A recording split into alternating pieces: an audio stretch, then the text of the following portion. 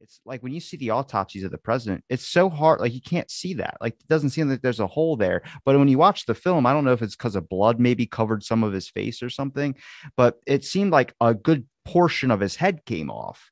And it doesn't really show that in the after photos unless they were able to, like, I don't know, in the autopsy, like make them look nice or something. I have no clue. It just that anybody that would be looking at a body, you would see the giant missing portion of his head. I don't know if these are just my own questions. I'm looking through these documents, and when I see the film, like I said, that was my initial start. And then I look and see the actual autopsy photo of him lying there with his mouth open. I don't see the whole right side of the head missing, but there's a large amount missing from the back. Well, you don't see that either. I've seen those autopsy photos. I don't know what you're describing as far as the back being missing. The autopsy photos as taken at Bethesda match what we see in the Zapruder film.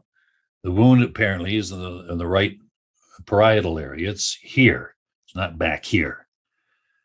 Now, you'll see books that will show all the Parkland doctors with their hand up saying, this is what's gone. But of course, Kennedy's lying on his back.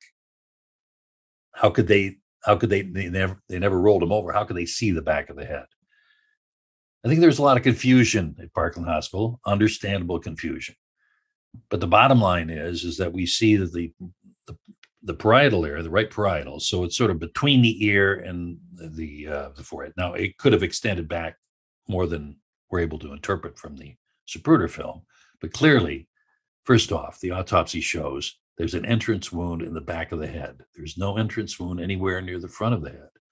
Secondly, the x-rays show that all of the bullet fragments are the right part of the skull. There's nothing on the left side. The way Kennedy was sitting so bullet entrance here, an exit apparently somewhere here, and the pressure, because your head is a sealed vacuum, when the bullet passes through, it literally explodes. We see all the shards and the fragments flying forward at the moment of the headshot. And now here's the other thing to understand. A lot of people, you're watching the Zapruder film, you think you're looking perpendicular into the car, that you're Zapruder and you're looking perpendicular down into the car. But actually, no, the car is cantered at a slight angle, and Kennedy's not sitting like this. He's turned this way and he's leaning forward. So his right front is actually pointing to the left front of the limousine. And I showed that in the computer reconstruction I did.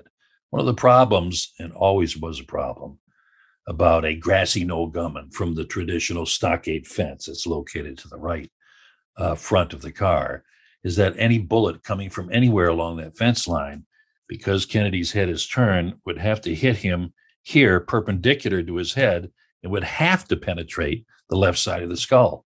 There is no exit wound on the left side. There are no bullet fragments left of the head.